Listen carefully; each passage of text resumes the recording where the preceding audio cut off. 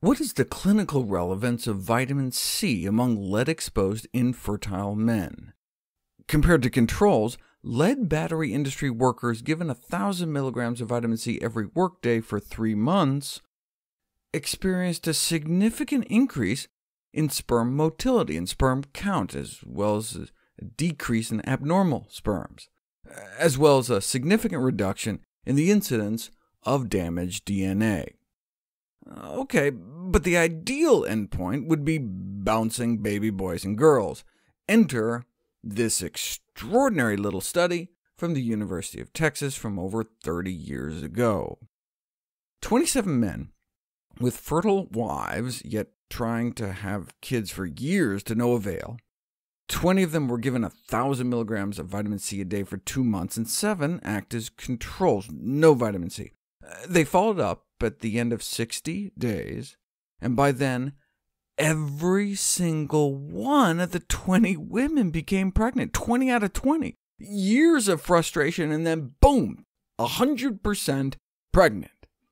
And not a single one of the women in the control group got pregnant.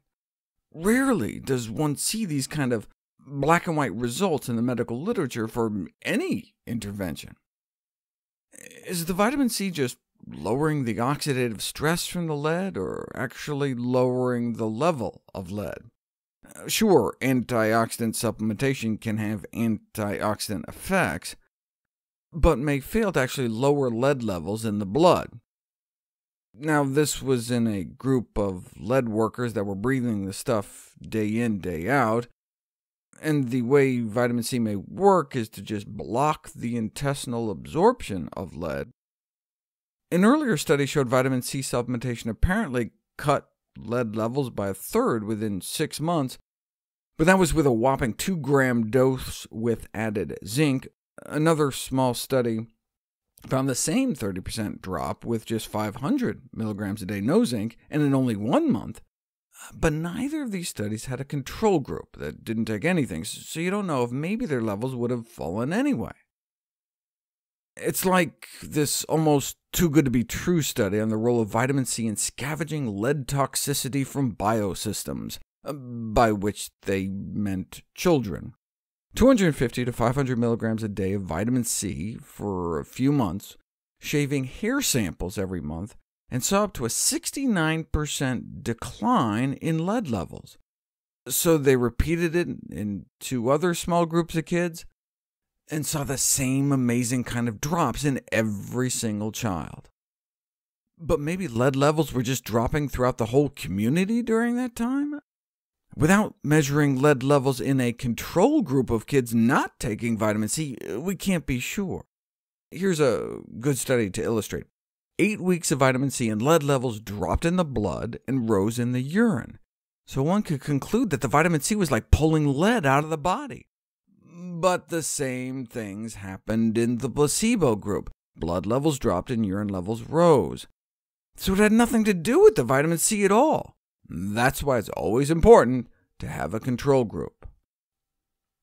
The same with studies that appeared to show no benefit. 36 battery workers all given vitamin C, no change in their lead levels. But maybe their co-workers during that same time period suffered a big increase in lead levels, and the vitamin C was actually successful in keeping lead levels from rising. You don't know without a control group. That's why studies like this are so important. Vitamin C or placebo. Vitamin C versus an identical-looking sugar pill. And the vitamin C failed to help. That really put a damper on enthusiasm for using vitamin C for lead poisoning until this now famous study was published in 1999 that showed that vitamin C supplementation could lead to a decrease in blood levels. But check this out. Here's where the control group started, and after 4 weeks of taking a placebo, pretty much nothing happened, which is what you'd expect.